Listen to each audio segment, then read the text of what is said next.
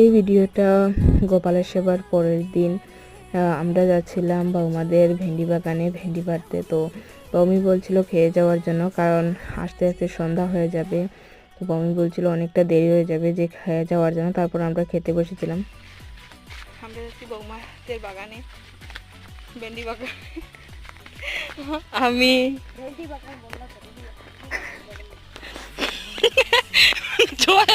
बोलना चाहिए बताओ। আমি প্রিয়াঙ্কা রুমি দিদিমা বাস খতম। আমরা খেয়ে দিয়ে গিয়েছিলাম। তারপর বাগানে গিয়ে দেখি এতটা রোদ, আমরা প্রথমেই আমাদের অবস্থা খারাপ হয়ে গিয়েছিল। তারপর আমাদেরকে ভেন্ডি পাড়তে দেওয়া হয়নি, কারণ ভেন্ডিগুলোর গায়ে গোছা থাকে না, তো তার জন্য আমাদেরকে পাড়তে দেওয়া হয়নি। আমাদেরকে বলেছিল যে টমেটোগুলো পাড়ার জন্য।